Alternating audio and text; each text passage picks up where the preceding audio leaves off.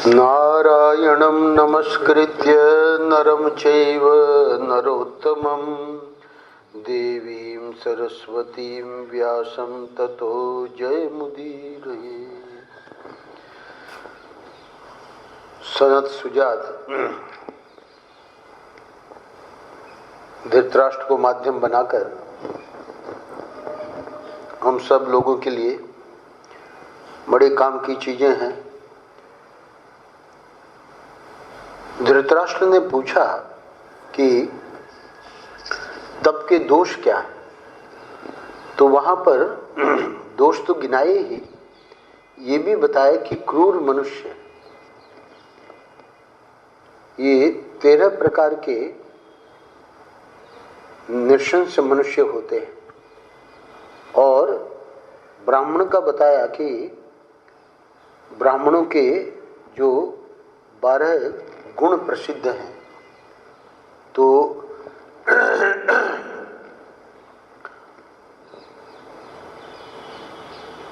तपस्या के दोष पूछे थे, पर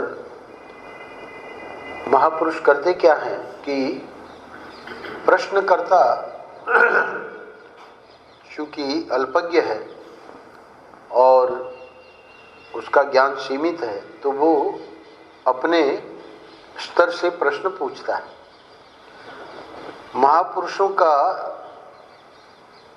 प्रयास रहता है कि वो जहां अटका हुआ है वहां से उसको उठा के और आगे बढ़ावे। तो जितना पूछा गया उतना ही उत्तर नहीं, उसके अतिरिक्त भी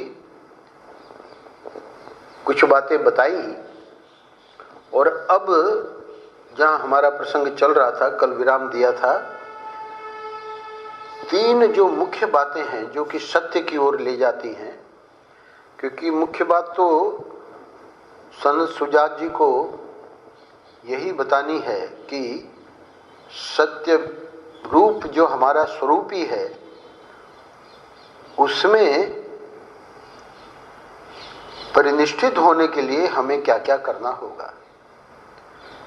3 विभाग किए, यानी 3 मुख्य बातें बताई। सबसे पहली बात बताई दम। दम का अर्थ होता है दमन, यानी संयम। और दूसरी बात बताई त्याग, और तीसरी बात बताई अप्रमाद। तो दमन को लेकर कल चर्चा हो चुकी है। त्याग का प्रसंग तो उठाया, पर कल समयाभाव से त्याग वाली बातें जो सनत सुजात जी ने बताई है वो हम पूरा नहीं कर पाए। 6 प्रकार के त्याग सनत सुजात जी ने बताए। हे राजेंद्र, 6 प्रकार का जो सर्वश्रेष्ठ त्याग है, यानी त्याग का हम अगर वर्णन करने जाएं तो उसका तो कोई अंत नहीं है, परंतु त्याग शीर्षक के अंतर्गत सनत सुजात जी 6 प्रकार के जो सर्वश्रेष्ठ त्याग हैं, तो सबसे पहला क्या है? लक्ष्मी को पाकर हर्षित न होना, यह प्रथम त्याग है। अर्थात हमारे प्रारब्ध का जो आया है, ठाकुर जी ने दिया है, हमने प्रयास किया, पूरी दुनिया प्रयास कर रही है, पर लक्ष्मी कहाँ सबके पास आती है। तो अब कल्पना करिए कि आ गई, तो त्यागी किसको कहा जाएगा? जो ये मतलब सूक्ष्म शरीर की बात बता रहे हैं। त्याग का अर्थ हमेशा रूढ़ अर्थ है कि हमने कोई वस्तु दे दी, त्याग दी, पर ये जो हमारे हृदय से किसी वस्तु का त्याग, तो हृदय हर्षित होता ही है। लक्ष्मी को पाकर हर्षित न होना ये प्रथम त्याग है। एक कागजी करके महर्षि के शिष्य बंबई में, बहुत बड़ा नुकसान हुआ उनका। सत्संगी रहे महर्षि के, बहुत बढ़िया बात बताई। बोले महर्षि, दुखी तो हमको तब होना चाहिए था जब धन हमारे पास आया। अर्थात यहां कहा क्या जा रहा है, लक्ष्मी को पाकर हर्षित न होना, समत्व में रहना है। होता क्या है, अनुकूल वस्तु को पाकर व्यक्ति हर्षित होता है, प्रतिकूल वस्तु को पाकर वो दुखी हो जाता है। समत्व में आने के लिए ये जो हर्षित होने के प्रसंग में हर्षित न होना, ये कठिन है। दूसरा पॉइंट है कि अब हमारे पास ठाकुर जी ने लक्ष्मी तो दे दी, तो उसका सदुपयोग हो रहा है कि नहीं। अगर सदुपयोग हो रहा है तो इसका अर्थ है कि वो भी त्याग है। क्यों? जितना आए उतना बस जमा करते जाओ, जमा करते जाओ। सुरेंद्र भाई की माताजी कहा करती थी, एक से एक बड़े बड़े करोड़पति, अरबपति, लखपति, अरबपति, बोले उनके हाथ से छूटता नहीं है। उनके हाथ में जम बैठा है, जम यानी यमराज। तो सुरेंद्र भाई कभी कभी बताते हैं अपनी माताजी की बात। तो यहां दूसरे त्याग में सनत सुजात कह रहे हैं कि यज्ञ होमादि में तथा कुएं, तालाब और बगीचे आदि बनाने में धन खर्च करना, ये दूसरा त्याग है। परोपकार के लिए, अपने ऊपर तो सब खर्च करते ही, पर समाज के लिए। और तीसरा जो बताया कि बहुत कठिन है, शुरू में ही बता दिया, तीसरा अर्थात काम त्याग बहुत ही कठिन है। तो उसको अब क्रम से ले रहे हैं। कह रहे हैं कि सदा वैराग्य से युक्त रहकर काम का त्याग करना। तो काम वासना में जो संभोग यानी स्त्री पुरुष का सहवास है, उसको तो गिनाया ही जाता है।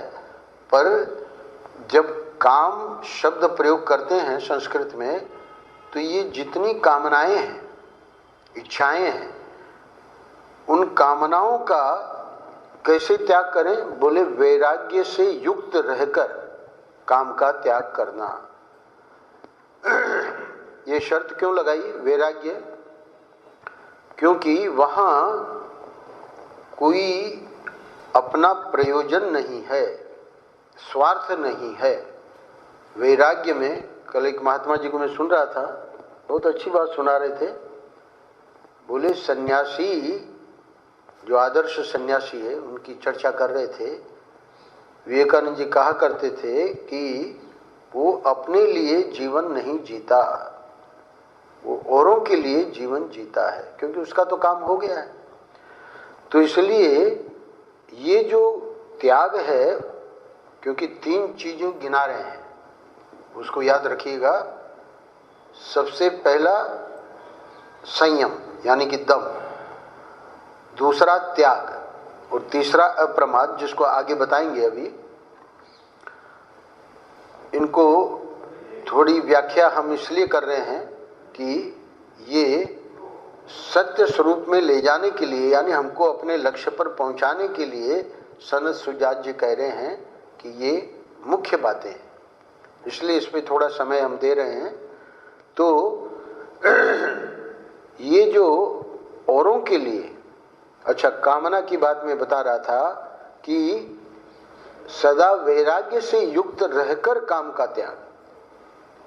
कामनाओं का जो त्याग है वो कई दृष्टि से लोग करते हैं, परंतु कामनाओं के त्याग में वैराग्य जो है उसका अर्थ है कि यश के लिए, कीर्ति के लिए, वो सब अब उद्देश्य नहीं है। वैराग्य है का अर्थ है कि बस प्रभु से प्रेम। दूसरा अर्थ वैराग्य का ऐसा कर लें कि सद्गुरु से प्रेम। तो उस भाव से जब त्याग किया जाएगा कामनाओं का, तो अब वो जो कामनाएं हैं वो पहले जो हमको परेशान करती थी, छोटी छोटी कामनाएं, वो वैराग्य है। तो वैराग्य से युक्त जब व्यक्ति है, यानी प्रभु से और सद्गुरु से प्रेम हो गया है। कल मैंने शर्मा जी के साथ हम गए थे एक स्थान पे, हमने बताया शर्मा जी को, फिर वो मिश्रा जी भी वहीं मिल गए। यानी निम्बार्क संप्रदाय में वो जो है अच्छे साधक हैं, दीक्षित है और परिवार नहीं है, जो भी नौकरी वगैरह में रहा और जो अब तो पेंशन लेते हैं, पर धन से एक जगह लेकर और भजन के लिए अच्छा स्थान बना लिया। यहाँ तक कि स्वयं तो रहने ही लगे, राम नरेश जी को भी उसमें रख लिया।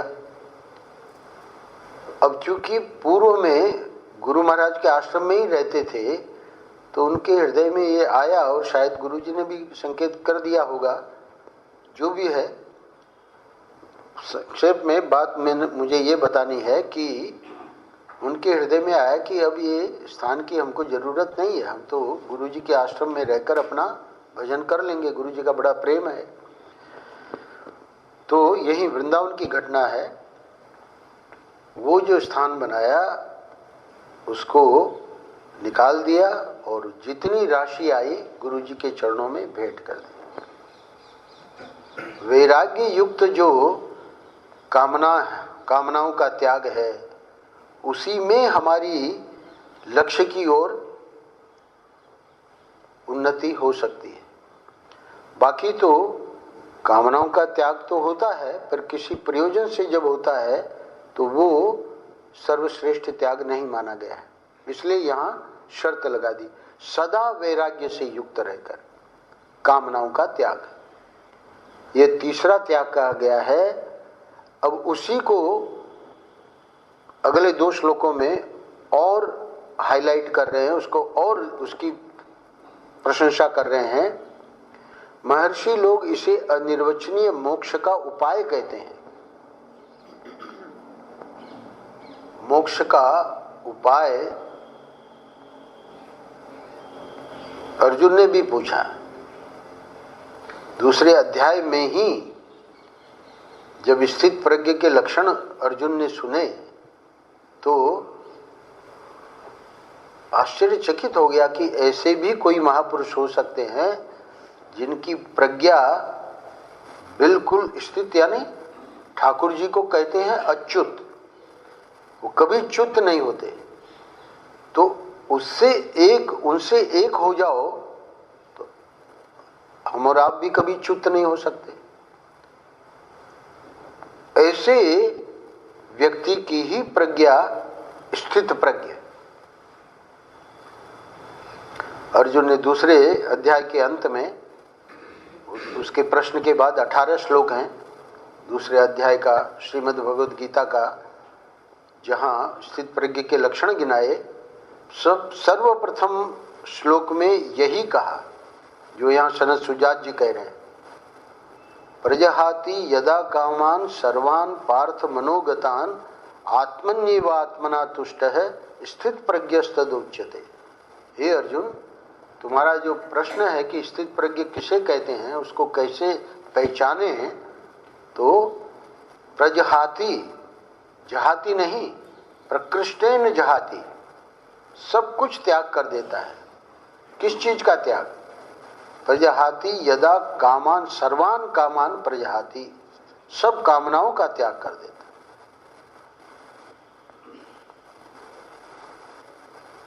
मनोगत जितनी कामनाएं, उन सब का वो त्याग कर देता है। आत्मन्येवात्मना तुष्ट है, आत्मा में ही वो तुष्ट है। तो इसलिए इसको अनिर्वचनीय मोक्ष का उपाय कहते हैं। अतः यह तीसरा त्याग विशेष गुण माना गया है। वैराग्य पूर्वक, ये जो 2 श्लोक मैंने बताए, कल समय अभाव के कारण इन 2 श्लोकों को हम नहीं कर पाए, 30 और 31। तो वैराग्य पूर्वक पदार्थों के त्याग से जो निष्कामता आती है वह स्वेच्छा पूर्वक उनका उपभोग करने से नहीं आती। अधिक धन संपत्ति के संग्रह से निष्कामता नहीं सिद्ध होती तथा कामना पूर्ति के लिए उसका उपभोग करने से भी काम का त्याग नहीं होता। संत सुजात जी को बताना पड़ेगा कि इसमें कठिनाई क्या है, तो कठिनाई बता रहे हैं। हमारे पास ठाकुर जी ने दिया है पर्याप्त और स्वेच्छा पूर्वक हम उसका उपभोग कर रहे हैं, तो कह रहे हैं कि वैराग्य पूर्वक पदार्थों के त्याग से जो निष्कामता आती है, क्योंकि वहां शर्त लगा दी सदा वैराग्य से युक्त रहकर काम का त्याग, वो सर्वश्रेष्ठ त्याग माना गया है। 6 त्याग गिनाए हैं सर्वश्रेष्ठ, उसमें से जो तीसरा नंबर है उसके बारे में जब ये कहा कि वैराग्य पूर्वक, तो फिर प्रश्न उठा कि वैराग्य पूर्वक शब्द आप क्यों प्रयोग कर रहे हैं? भाई, जिसको वैराग्य है यानी राग और द्वेष का शिथिल होना, इसको कहते हैं वैराग्य। अब हमारी महत्व बुद्धि उस वस्तु में नहीं रही और हम उसको किसी के उपयोग में आ जाए उसके लिए दे देते हैं। तो वैराग्य पूर्वक पदार्थों के त्याग से जो निष्कामता आती है, निष्कर्म में क्या है, हमारा स्वरूप है। आत्मा जो है उसमें कोई कामना नहीं है, कोई कर्म नहीं है, वहां अविद्या नहीं है। अभी हम लोग जो बैठे हैं तो अविद्या के कारण हमारे में कामनाएं हैं और कामनाओं के कारण कर्म है। तो निष्कर्म में जो है वो निष्कामता जो है वो तो आत्मा का स्वरूप है। तो वहां की यात्रा के लिए बता रहे हैं कि वैराग्य पूर्वक पदार्थों के त्याग से जो निष्कामता आती है वह स्वेच्छा पूर्वक उनका उपभोग करने से नहीं आती। इतना ही नहीं, अधिक धन संपत्ति के संग्रह से निष्कामता नहीं सिद्ध होती है। यहां संत सुजात जी ये बताना चाह रहे हैं कि जो इस मार्ग में चलता है, कौन सा मार्ग? आत्म साक्षात्कार अथवा ईश्वर दर्शन। आप देखिए, याज्ञवल्क्य जी अपनी दोनों पत्नियों को बुलाकर कहते हैं कि ये धन संपत्ति बांट लो, मैं संन्यास लेने जा रहा हूं।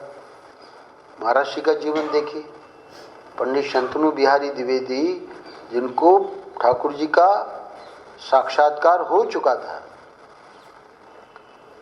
पर होता क्या है, जब तक गृहस्थ आश्रम में रहोगे तब तक उसके जितने भी कार्य हैं वो करने पड़ेंगे। भले वो व्यक्ति स्वयं ज्ञानी हो, पर वो ज्ञानी होते हुए भी उसको शादियों में जाना पड़ेगा और सब प्रकार के जो संसार के राग द्वेष हैं वो तो उससे परे हो गया। पर समझो कि कल्पना करो किसी कारण से उसी गृहस्थाश्रम में उसको रहना पड़ रहा है, उसके लिए बहुत कठिन है। पंडित शंतनु बिहारी द्विवेदी जी ने गृह त्याग कर दिया। तो यहाँ सबके लिए ये सनत सुजात जी नहीं बता रहे हैं, भले धृतराष्ट्र को बता रहे हैं, पर धृतराष्ट्र भी अब बुढ़ा हो गया है। अब दुर्योधन या जिनको भी पांडवों को जो भी देना है, मतलब बराबर बराबर पांडव कौरव सबका हक बनता है। तो सनत सुजात जी का तो इतना ही संदेश है हमारे आपके लिए। धृतराष्ट्र को कहा जा रहा है उसको छोड़िए।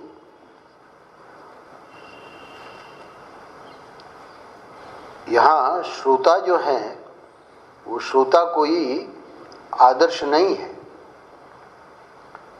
पर फिर भी राजा होने के कारण, और सनत सुजात अपने मन से तो आए नहीं थे, उनके हृदय में विदुर जी के प्रति आदर था।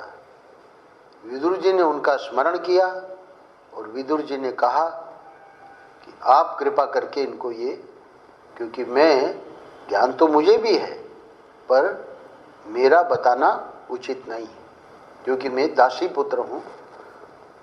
तो सनत सुजात जी को तो वही बताना है जो कि तत्व की बात है। तो यहां ये हमको नहीं देखना है कि धृतराष्ट्र को क्यों बताया जा रहा है। हमेशा ध्यान रखिएगा, आप कल्पना करिए एक फूल है जंगल में और वो फूल अपनी खुशबू दे रहा है। आप कहेंगे कि वहां तो कोई खुशबू लेने वाला है ही नहीं, वो उसका स्वभाव है। फूल अपनी खुशबू देगा, चाहे कोई खुशबू लेने वाला हो या ना हो। ये महापुरुष लोग, चूंकि विदुर जी ने बुलाया, उनको कहा आप इनको कहिए। संक्षेप में यहाँ 5 अध्याय हैं। भगवान शंकराचार्य जी ने जो भाष्य किया है वो 4 ही अध्यायों पे किया है। तो आप देखें कि अधिक धन संपत्ति के संग्रह से निष्कामता नहीं सिद्ध होती। याज्ञवल्क्य के पास कितना था, सब उन्हीं का तो था। दोनों पत्नियों को बुलाया, बोले बांट लो, मैं जा रहा हूं, संन्यास ले रहा हूं। क्या जरूरत है आपको संन्यास लेने की? निष्ठा, वो जो ज्ञान प्राप्त किया है उसमें निष्ठा तभी बनेगी जब त्याग वैराग्य। अधिक धन संपत्ति के संग्रह से निष्कामता नहीं सिद्ध होती। एक राजा शंख की कथा महर्षि ने लिखी है, बहुत अद्भुत कथा है। इतने धार्मिक और इतने गजब के भक्त थे राजा शंख, जैसे अम्बरीश का वर्णन है, पर आश्चर्य की बात कि भगवान का दर्शन ही ना हो गए। जो अपने एक नाम से रीझ जाते हैं, महर्षि ने उस लेख में लिखा है, ऐसे भक्त को दर्शन तक नहीं दे रहे हैं। राजा शंख की व्याकुलता बढ़ती गई, राजा थे। व्याकुलता जो बढ़ती गई तो हुआ क्या कि ठाकुर जी ने दर्शन तो नहीं दिया पर स्वप्न में आदेश दिया। राजा शंख को आदेश हुआ, पर्वत का नाम बताया गया, उस पर्वत पर जब तुम साधना करोगे तब मैं तुमको दर्शन दूंगा। परम पूज्य महाराज ने बहुत बढ़िया उसकी व्याख्या की है। स्वप्न का जो आदेश हुआ, यानी भगवान राजा शंख की जो भक्ति है उसमें कमी नहीं है, पर उस भक्ति के अतिरिक्त कुछ उसके जीवन में दिखाना चाह रहे हैं। जैसे ही स्वप्न आदेश हुआ, राजा शंख दूसरे दिन तुरंत पुत्र को राज्य देकर और उस पर्वत पर चले गए। महाराज ने लिखा है कि भक्त लोग तो ठाकुर जी के आदेश की प्रतीक्षा करते हैं। त्याग वैराग्य तो उनके हृदय में है ही है, पर समझ में नहीं आ रहा है कि अभी हमको छोड़ना है कि रखना है। देखिए समझा रहे हैं, अधिक धन संपत्ति के संग्रह से निष्कामता नहीं सिद्ध होती। क्यों? वो क्यों बैठा है, उस धन संपत्ति का मालिक बन के क्यों बैठा है? क्यों नहीं जिसको दे देना चाहिए उसको देकर? और क्योंकि उसको ईश्वर पर विश्वास नहीं है, ईश्वर पर भरोसा नहीं है। उसको लगता है कि ये धन संपत्ति रहेगी तो ही कल कुछ हो गया मुझे तो मैं कहाँ जाऊंगा, किससे मांगूंगा? किसी से मांगने की जरूरत नहीं है। ठाकुर जी यही तो देखते हैं, त्याग वैराग्य। तो निष्कामता लाने के लिए ये हाईलाइट कर रहे हैं कि तीसरा त्याग सबसे कठिन है। शुरू से ही कह दिया, शुरू में ही तीसरा अर्थात काम त्याग बहुत ही कठिन है, परंतु इसकी विशेषता क्या है कि अगर वो किसी ने कर लिया तो इसके द्वारा मनुष्य त्रिविध दुखों को निश्चय ही पार कर जाता है। आध्यात्मिक, आदि भौतिक और आदि दैविक, ये तीनों दुख लगे हैं शरीर को, पार कर जाता है। मतलब अपने आत्मा को जान लेता है कि मैं शरीर हूं ही नहीं, अपने स्वरूप को जान लेता है। तो ये तीन बातें फिर से मैं याद दिला रहा हूं, संयम, त्याग और अप्रमाद, ये सत स्वरूप के पास पहुंचने के मार्ग हैं, द्वार हैं, परमात्मा की प्राप्ति के साधन हैं। उसी त्याग में ये जो 6 त्याग, उसमें ये तीसरा त्याग, इसकी ये बात बता दी। और कह रहे हैं 31वां श्लोक, जो पुरुष, बहुत ध्यान से सुनिएगा, जो पुरुष सब गुणों से युक्त और धनवान हो, यदि उसके किए हुए कर्म सिद्ध न हो तो उनके लिए दुख एवं ग्लानि न करे। देखिए, सब गुणों से युक्त यानी उसमें त्याग भी है, जिस त्याग की चर्चा की जा रही है। पर ठाकुर जी ने उसको धन दिया है, वो धनवान भी है, यानी धन का सदुपयोग कर रहा है। धनवान है यानी धन के ऊपर बैठा नहीं है, जैसे कंजूस लोग है ना। बहुत विचित्र है, इस संसार की कथा मुझे नहीं कहनी है, आप लोग ज्यादा जानते हैं मुझसे। तो धनवान के साथ ही साथ सब गुणों से युक्त है, सब गिना दिए। अब तक हम सब तब के जो 12 दोष तो उसके उल्टे है ना, और 13 प्रकार के नृशंस मनुष्य, ब्राह्मणों के 12 गुण आदि आदि, तो कह रहे हैं कि जो पुरुष सब गुणों से युक्त है। अभी ये जो 3 बातें मैं सुना रहा हूं बार बार, दम यानी संयम, तो संयम के 18 गुण बताए, तो उन्हीं चीजों को लेके कह रहे हैं कि उन गुणों से युक्त है।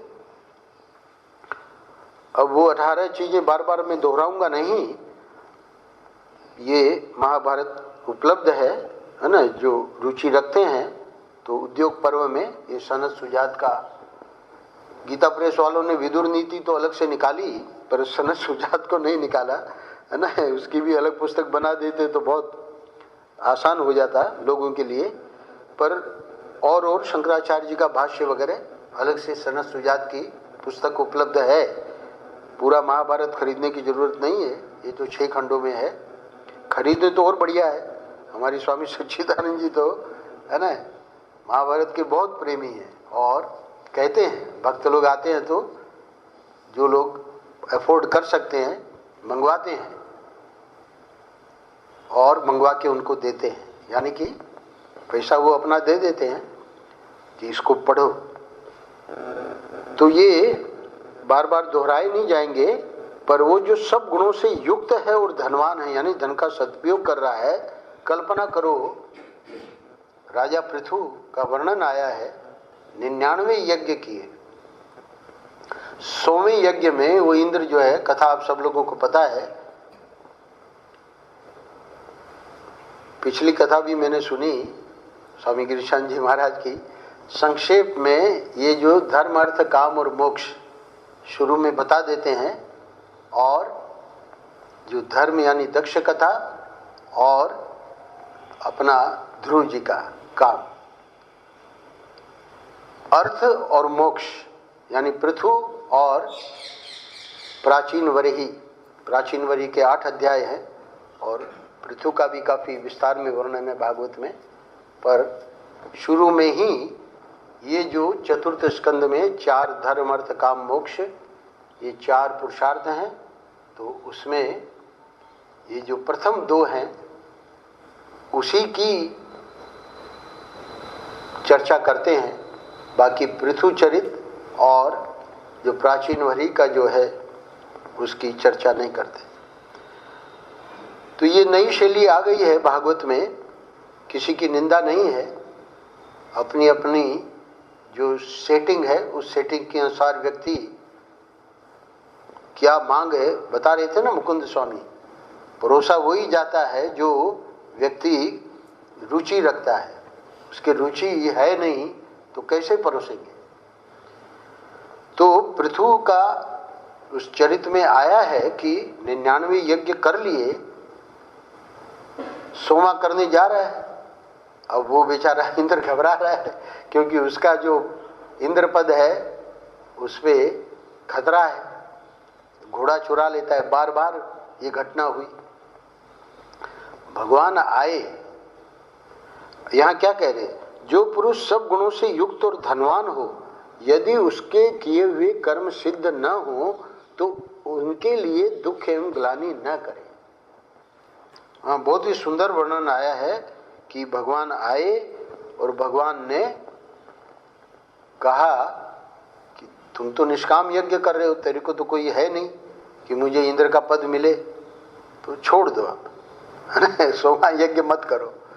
मान ली भगवान की बात, इंद्र को लेकर आए भगवान। इंद्र ने फिर माफी मांगी, प्रणाम किया राजा पृथु को। तो कहने का अर्थ यह है कि ठाकुर जी भी बड़ी लीला करते हैं, क्योंकि कर्मदाता फलदाता तो वही है। तो ऐसा संभव ही नहीं है कि ठाकुर जी कोई चीज चाहें और वो ना हो। एक घटना याद आ गई, मैं सुना देता हूं। हमारे नृत्य गोपाल जी के यहाँ एयर कंडीशन लगवा दिया स्वामी जी ने, फिर किसी कारण से थोड़ी गर्मी कम हो गई होगी या जो भी, बोले कि अब एयर कंडीशन का प्रयोग न करें। तो गर्मी तो अचानक एकदम कम नहीं होती है। तो हमारे पुजारी जी दुखी थे। तो महाराज के ही एक भक्त ने देखा, उसने अपनी शिकायत भी करी, लगा तो है पर मना हो गया है। बहुत सुंदर बात समझाई भक्त ने उसको, पुजारी को। बोले कि देखो सुनो, ये जो तुम्हारे है ना ठाकुर जी नृत्य गोपाल, अगर इनकी इच्छा एयर कंडीशन लेने की, हवा लेने की होती तो किसी के बाप की मजाल नहीं है कि वो बंद कर दे। अरे वो तो ठाकुर जी को ही इच्छा नहीं है ना, वो तो हमेशा बिना एयर कंडीशन के रहे हैं। महाराज जी ने जब स्थापना की थी, कौन सा एयर कंडीशन था? कोई एयर कंडीशन नहीं था। यहाँ कहना क्या चाह रहे हैं, जो ये बहुत काम का श्लोक है 31वां, जो पुरुष सब गुणों से युक्त है और धनवान भी है और देख रहा है कि गुणवान है, तो इसका अर्थ है कि जो भी वो कर्म करेगा वो सत्कर्म होगा। तो सत्कर्म का फल जो है वो कर्म सिद्ध नहीं हो रहा है। तो कर्म सिद्ध क्यों नहीं हो रहा है? क्या कह रहे हैं? बोले कि न हो तो उनके लिए दुख एवं ग्लानि न करे। यानी ये कामनाओं का त्याग, तीसरा जो त्याग है, वो तीसरा त्याग कितना कठिन है। क्योंकि सत्कर्म करने वाला यही सोचेगा कि मेरा जो कर्म है वो तो सत्कर्म है, इसलिए उसका फल तो मुझे मिलना ही चाहिए। बोल बिल्कुल नहीं, अपने हृदय में बिल्कुल ग्लानि और दुख न करें। यही है चाबी। कैसे अपने को हमेशा आनंद में रख सकते हैं? जब ये रहस्य हमको पता लगे, ये त्याग है, कामनाओं का त्याग ही कर दिया, निष्कामता है। तो हमारा कहाँ आग्रह है कि ये जो हमने कर्म किया उसका फल मिलना ही चाहिए? निष्कामता तीसरा का अर्थ है, तीसरे त्याग का अर्थ है निष्कामता। यानी कर्म में कर रहा हूं और उसके फल की मुझे आकांक्षा नहीं है। तो स्वाभाविक है कि सनत सुजात जी ने और स्पष्ट कर दिया है ना, क्योंकि सत्कर्म करने वालों के सामने ये समस्या रहती है। अच्छा जी, अब आगे बढ़े। चौथा त्याग। तो चौथा त्याग जो है, कोई अप्रिय घटना हो जाए तो कभी व्यथा को न प्राप्त होवे। अब महाराज, ये अप्रिय घटनाएं तो होती ही रहती हैं और उसके साथ वो व्यथा हमारी है ना, कहाँ? बहुत पुण्यवान है, बहुत ठाकुर जी की कृपा है, सदगुरु की कृपा है ना, उनकी बात छोड़ दीजिए। सामान्य व्यक्ति चौथा त्याग, उन्होंने तो तीसरे त्याग को मुश्किल बताया, चौथा त्याग तो और ज्यादा मुश्किल लगता है। कोई अप्रिय घटना हो जाए तो कभी व्यथा को न प्राप्त होवे। चौथा त्याग। अपने अभीष्ट पदार्थ, पांचवा त्याग, अपने अभीष्ट पदार्थ, तो अभीष्ट पदार्थों में गिनती करवा देते हैं, स्त्री पुत्र आदि, है ना,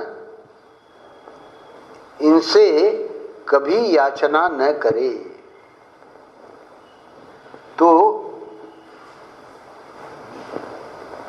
दो बातें हैं।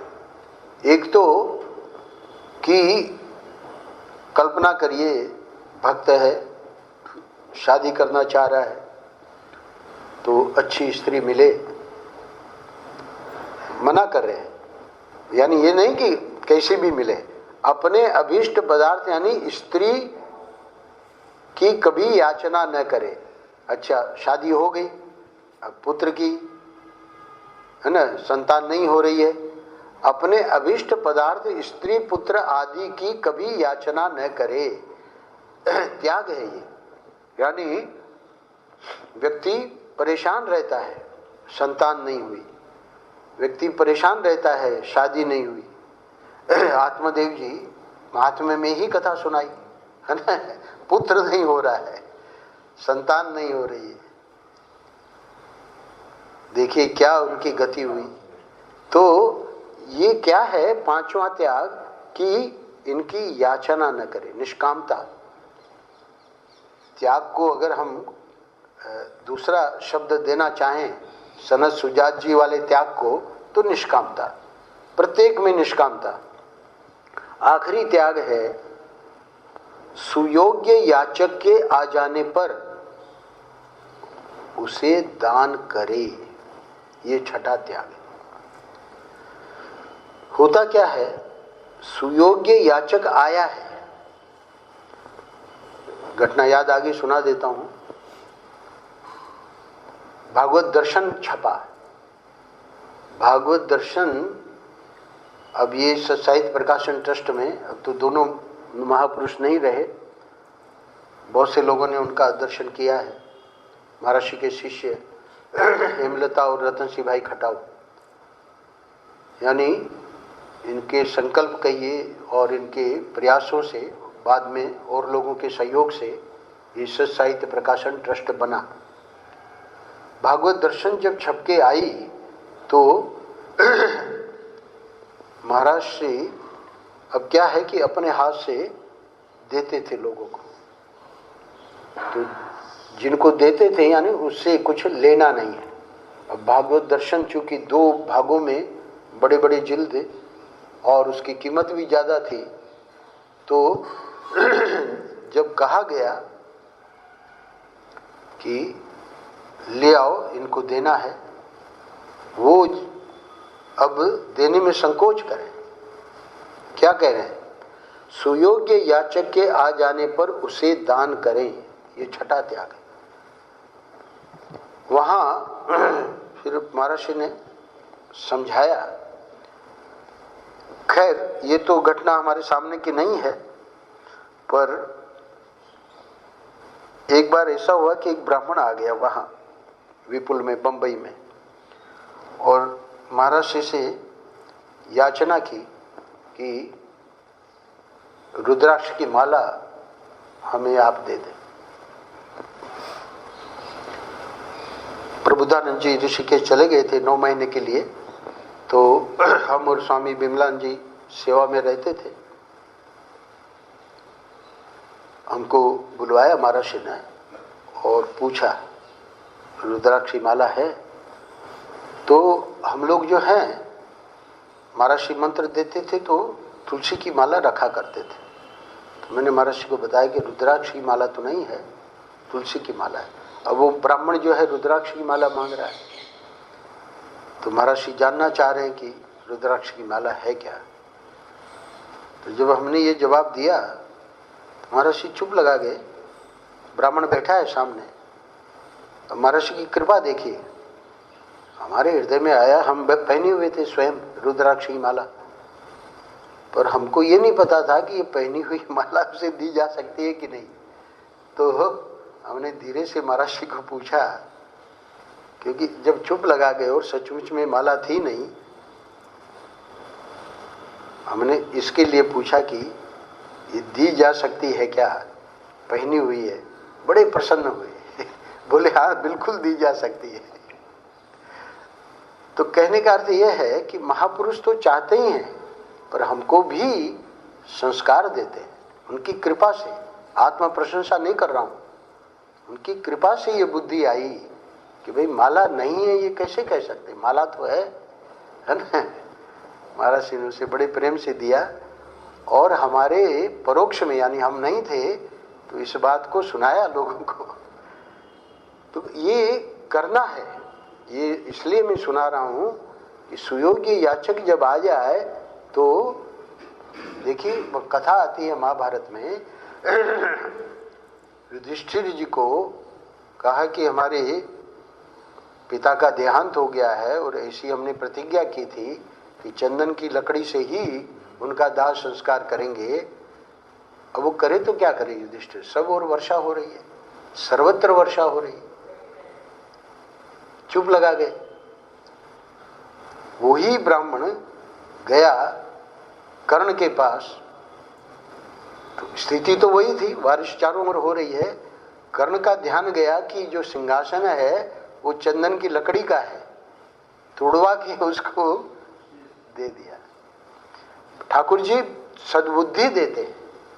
तो ये छठा त्याग जो है अंतिम, वहां कहा यह जा रहा है सुयोग्य याचक। सुयोग्य याचक यानी परमात्मा ही उस रूप में आते हैं। तो हम लोगों की परीक्षा होती है, क्योंकि परमात्मा के सिवाय सनातन वैदिक धर्म में परमात्मा के सिवाय और कुछ है ही नहीं। उन्हीं का ये सब खेल चल रहा है, लीला चल रही है। और हमारे जो राग द्वेष, हमारे जो धारणाएं, हमारी जो मान्यताएं, हमारे जो ये शर्मा जी कहते हैं बुद्धि हमारी वो काम नहीं देती। तो इसलिए ये 6 त्यागों का वर्णन किया है। और अब अंतिम यानी 3 जो मुख्य बातें हैं, संयम, संयम के 18 गुण बताए, त्याग, त्याग 6 प्रकार के बताए, उसकी चर्चा आज हो गई। अब आखिरी है अप्रमाद। ये 3 गिनाए गए हैं अपने सत्य स्वरूप में पहुंचने के लिए। सत्य स्वरूप तो हमारा है ही है, पर इसके ऊपर ये जो आवरण है, इन आवरणों को हटाने के लिए ये प्रक्रिया है। ये संस्कार दिए जा रहे हैं कि और कुछ नहीं है, हमारी मान्यताएं, हमारी जो ये राग द्वेष, यही सब आवरण है। तो जैसे जैसे ये शिथिल होंगे वैसे वैसे परमात्मा तो हृदय में विराजमान पहले से ही है। तो अप्रमाद का अब ले रहे हैं। अप्रमाद में क्या क्या करना है कह रहे हैं। ये जो त्याग में गुण जो 6 गिनाए गए, अगर व्यक्ति सावधान है, फिर से एक बार सुन लीजिए। प्रथम त्याग है लक्ष्मी को पाकर हर्षित न होना। द्वितीय त्याग है उस धन का सदुपयोग। तो सदुपयोग वैदिक समय में कुआं बनाना, तालाब बनाना, बगीचा बनवाना आदि आदि आदि से जितने परोपकार के कार्य हैं, इस समय हैंडपंप लगवा दिया, किसी की शादी करवा दी, है ना, गरीब कन्या है, गरीब परिवार की कन्या है, आदि आदि, यानी ये सब चीजें समाज में जिसकी जरूरत है, तो वो धन खर्च करना। धन दिया है ठाकुर जी ने, है ना, तो अब वो रखा रह जाएगा, हम चले जाएंगे और उसका हमारे पीछे वाले क्या दुरुपयोग करेंगे या सदुपयोग करेंगे, इसकी क्या गारंटी। महाराज जी कहा करते थे कि अपने पास धन है तो अपने रहते हुए उसका आनंद ले लो। ये नहीं कि हमारे बच्चे, क्या बच्चों का प्रारब्ध नहीं है? बच्चे अपना प्रारब्ध लेकर आए हैं। ये जो धन ठाकुर जी ने दिया है, दूसरा पॉइंट है इसका, अपने रहते हुए उसको, है ना, अच्छे कार्य में लगाओ। उससे फिर तुमको स्वयं संतोष भी होगा, पुण्य भी बढ़ेगा, इस मार्ग में आगे भी बढ़ोगे। और तीसरा मैंने विस्तार में बता ही दिया, वो है कामना का त्याग। तो कामना में ही सब कुछ जुड़ा हुआ है, इसलिए तीसरा त्याग उसका बड़ी विस्तार में चर्चा हो गई।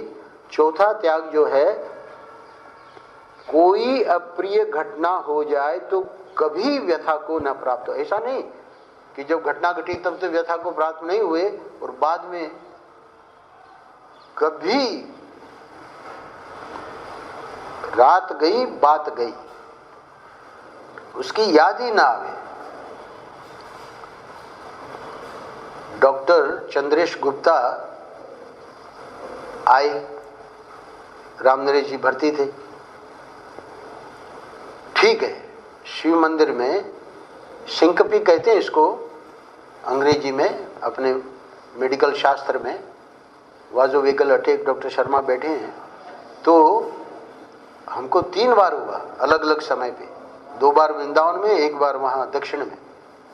तो एकदम ब्लड प्रेशर डाउन हो जाता है व्यक्ति। अब चूंकि हमको तो मेडिकल का संस्कार है, हम वहाँ जहाँ हुआ तुरंत हम लेट गए, थोड़ी देर में नॉर्मल हो गया।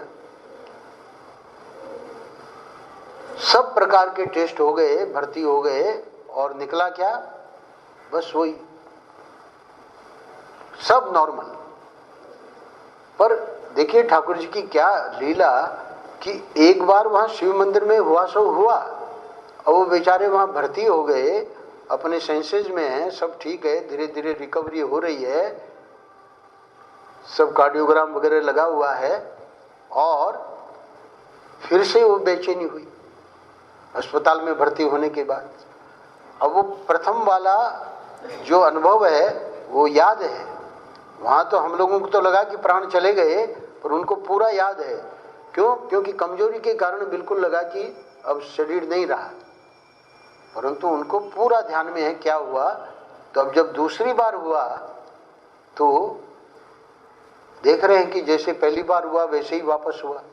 तो अब तो बोलने लगे थे, तो बताया कि भाई वैसे के वैसे ही फिर से हुआ।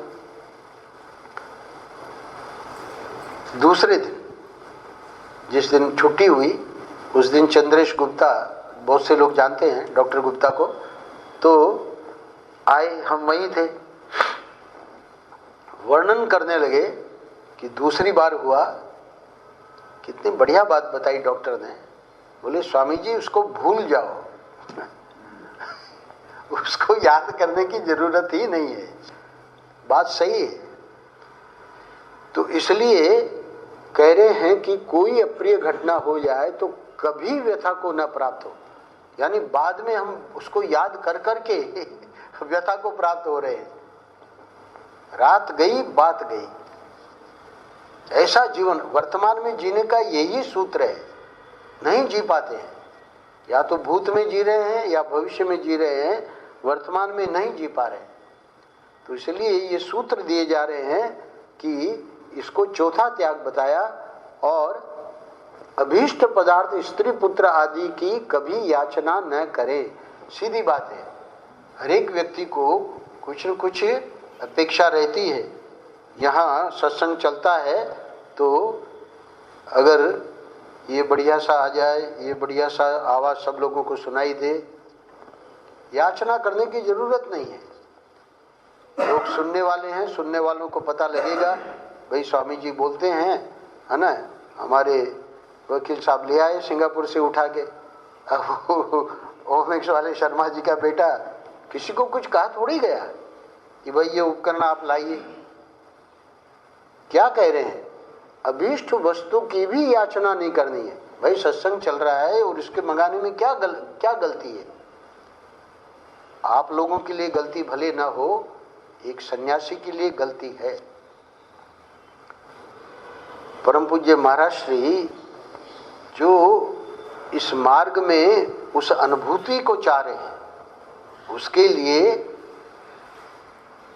बहुत बहुत बहुत सावधान नहीं करते थे, देखते रहते थे क्या हो रहा है। ये महाराज की विशेषता थी। बाबूजी जो हैं उनका स्वभाव अलग था, वे निरंतर सावधान करते थे। महाराज की दृष्टि में परमात्मा ही है सब रूप में, इसलिए वो चाहे कोई क्यों न हो, जब तक पूछे नहीं महाराज को कि हम ये करें कि ना करें, अपनी ओर से नहीं कहते थे। एक संस्मरण सुना रहा हूं।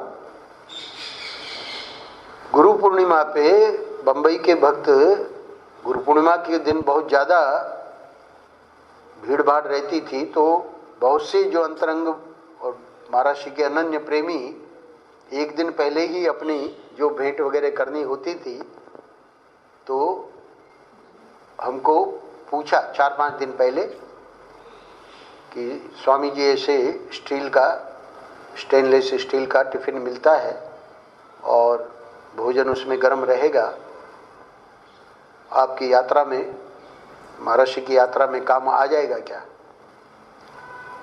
हमने कहा कि यात्रा में काम तो आ जाएगा।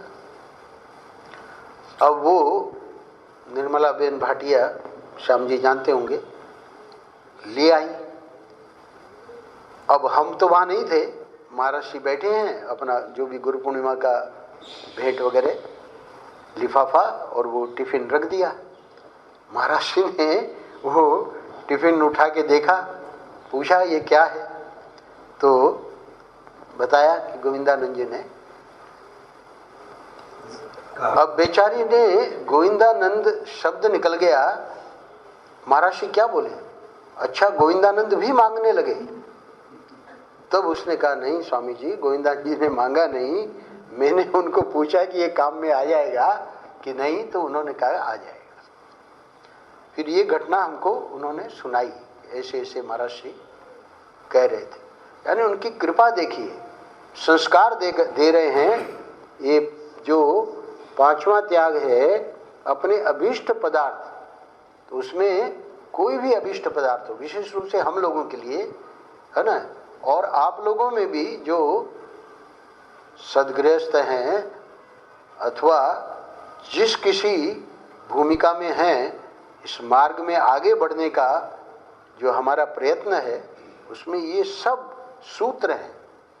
तो अभीष्ट पदार्थ की भी याचना नहीं करनी है, ये 5वां त्याग है। क्यों? क्योंकि आपको कौन मिलने जा रहा है? ठाकुर जी। तो ठाकुर जी में तो सब कुछ आ गया ना। आप एक एक अभिष्ट वस्तु की याचना करके, तो वो तो प्रतिबंध बन रहा है। इसलिए 5वां त्याग है। 6 त्याग को सर्वश्रेष्ठ त्याग का है। अभिष्ट वस्तु की याचना व्यक्ति को लगता है कि उसमें कोई गलती नहीं है, नहीं, सर्वश्रेष्ठ, क्योंकि मूल हमारा प्रसंग है दम, त्याग और अप्रमाद, ये 3 चीजें ठाकुर जी को मिला देंगे। तो कौन सा त्याग मिलाएगा? उसमें 6 सर्वश्रेष्ठ त्याग, उसकी भी व्याख्या अपेक्षित है। तो 5वां त्याग हमने बता दिया। अंतिम त्याग है सुयोग्य याचक के आ जाने पर उसे दान करें। अब तीसरा पॉइंट जो था, यानी संयम का पॉइंट पूरा हो गया, त्याग का पॉइंट पूरा हो गया, त्याग की 6 बातें बता दी। अब प्रमाद के बारे में कह रहे हैं कि अप्रमाद के भी 8 गुण माने गए हैं। यानी हम संक्षेप में कहें तो इन 3 चीजों को लेकर और इन 3 चीजों के अंतर्गत जो बातें बताई गई हैं, उनको हम ठीक ठीक धारण कर लें और फिर जीवन में उतार कर आगे चलने लगें, तो ये अध्यात्म मार्ग कोई कठिन नहीं है। कठिनाई यही है कि अभी वो व्याकुलता नहीं है कि वो वस्तु हमें चाहिए। अभी संसार में जो ठाकुर जी ने दिया है, उसमें हम सुख सुविधा के भोग में काफी कुछ आनंद में है। अभी उसकी वो तड़पन नहीं है। जैसे ही उसकी तड़पन होगी, वैसे ही ये जो अप्रमाद के 8 गुण माने गए हैं, इसकी चर्चा गिना देता हूं मैं। आज चर्चा कल करें कि परसों रहेगा? क्यों? आने वाले आ सकते हैं जो कार ठीक बात नहीं तो कल अवकाश रख दें। वो कह रहे हैं कि जो आ सकते हैं उसका मतलब अवकाश नहीं रखते। नहीं तो आ सकते हैं, जो नहीं आ सकते उनका तो नुकसान होगा ना। ये इम्पोर्टेंट है ना। ठाकुर जी रखिए जो आएंगे, आ जाएंगे, नहीं आएंगे। अच्छा ठीक है, रिकॉर्ड हो रहा है तो रिकॉर्ड ले लीजिएगा हमसे। तो लोगों की मांग है कि रखा जाए। तो अप्रमाद के जो 8 गुण हैं उनको सुन लीजिए। 5 जो हैं वो बड़े प्रसिद्ध हैं, उसमें एक को उस नाम से नहीं लिया है, बाकी 4 जो यम हैं, तो यम में लोभ को लेकर पतंजलि ऋषि ने, लोभ जो है मुख्य है मानव में, तो अपरिग्रह और अस्तेय, चोरी नहीं करना है, किसी के हक का नहीं लेना है, और बिना मतलब ज्यादा इकट्ठा भी नहीं करना है, देते रहो। तो 8 में लोभ को लेकर ये 2, सत्य, अहिंसा और ब्रह्मचर्य। तो अहिंसा शब्द नहीं लिया है, पर अहिंसा की जगह यहाँ वैराग्य शब्द रख लिया है। तो 5 यम की गिनती कर लीजिए, और 3 क्या है, वो है ध्यान 1, क्योंकि हम जब अध्यात्म में आ गए तो अब ध्यान जो है वो मुख्य है। चारों मतलब चाहे सेवा हो, कर्मकांड हो, देवताओं का ध्यान, भक्ति हो, भक्ति में ध्यान, भक्ति के अलावा योग है, योग में तो ध्यान मुख्य है, और विचार यानी ध्यान मार्ग में भी निधिध्यासन, चारों प्रकार की साधना में ध्यान जो है, तो इसलिए ध्यान को गिनाया अप्रमाद में, यानी जो गुरुजी ने बताया है वो करना है। अप्रमाद यानी प्रमाद नहीं करना है, उसमें चलो कल कर लेंगे आज नहीं, ये गलत। अप्रमाद ध्यान, अध्यात्म विषयक विचार, यही तो बात अभी चल रही थी कि कल करें कि ना करें, करना है ना। जो नहीं आवे वो ले ले, में रिकॉर्डिंग हो रही है। अध्यात्म विषयक विचार, उसमें प्रमाद नहीं करना है। क्यों, मालूम नहीं कितना समय है ना भाई, कल की बात क्या करें, पल की नहीं मालूम है। तो अध्यात्म विषयक विचार ये अप्रमाद में है। और समाधान यानी अब जब इतनी बातें हमने सुनी तो सचमुच में शांति रहनी ही चाहिए। जब ये कुछ हमारे मन को कहीं जाने ही नहीं दे रहे हैं, ये भी कामना भी छोड़ो, ये भी छोड़ो, वो भी छोड़ो, तो समाधान, शांति, ये 8 जो हैं गिना दिए हैं। और इसको अब आगे जो हैं इसका उल्टा भी बताएंगे, प्रमाद के 8 दोष क्या हैं, यानी अप्रमाद के गुण बता दिए, प्रमाद करने वालों के 8 दोष भी गिनाएंगे कल। तो इस प्रकार ये जो विषय है इसको बहुत सुंदर सनत सुजात जी ने दम, त्याग और अप्रमाद, ये 3 पॉइंट लेके, और इन तीनों पॉइंट्स को उसके अंतर्गत जो भी आता है पूरी स्पेक्ट्रम इन्होंने कवर करी है, बहुत ही संक्षेप में, ज़्यादा विस्तार भी नहीं है, पर उसका विस्तार तो हम यानी यहाँ व्याख्या करके कर रहे हैं। नारायण नारायण नारायण नारायण।